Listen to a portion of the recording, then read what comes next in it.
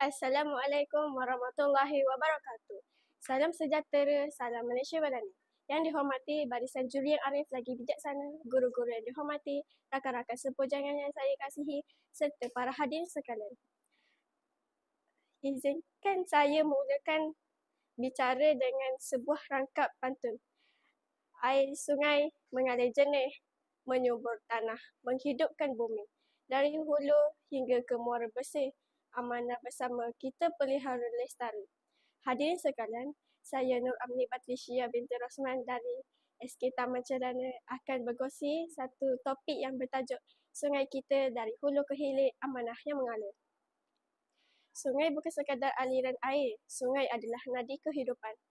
Dahulu, sungai menjadi penghubung manusia, tempat punca makanan, bahkan laluan perdagangan.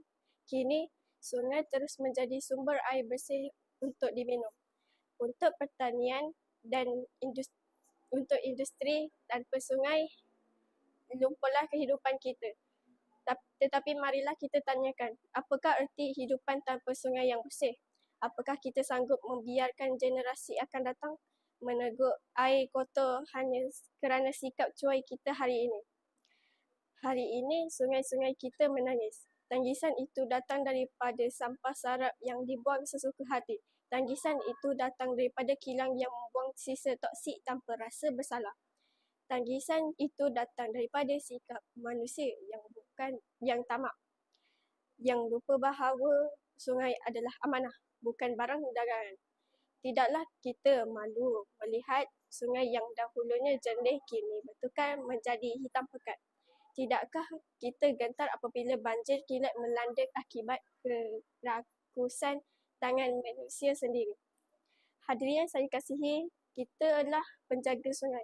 Amanah itu mengalir bersama air, sungai yang deras. Tanggungjawab ini bukan hanya pada kerajaan, tetapi juga pada kita sebagai rakyat. Cuba bayangkan, jika setiap orang membuang sebotol plastik ke sungai, berapa gunung sampah yang akan terkumpul. Tetapi jika setiap orang menjaga sungai, berapa juta nyawa yang akan terselamat. Dalam era sains dan teknologi, usaha menjadi sungai tidak hanya bergantung pada tenaga manusia, tetapi juga inovasi dengan teknologi penapis air moden.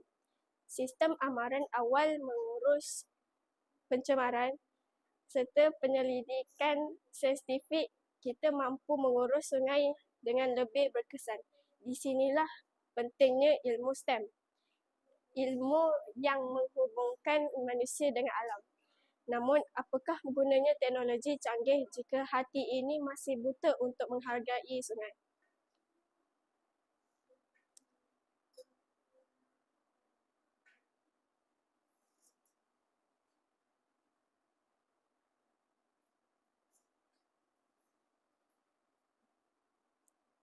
Hadirin sekalian, sungai kita dari hulu ke hilir, amanahnya mengalir. Bukan sekadar tema, tetapi satu seruan. Seruan agar kita tidak menjadi generasi yang alpa. Seruan agar kita menjadi penjaga sungai yang setia. Marilah kita bersatu menjaga sungai dengan penuh amanah. Biarlah sungai terus mengalir jernih, membawa rahmat, bukan membawa musibah. Saya akhiri dengan serangkap gurindam. Jika sungai kita jaga bersama, bersih, indah, jadi pusaka, hidup rakyat sejahtera sentosa, negara makmur, aman, bahagia. Sekian, terima kasih.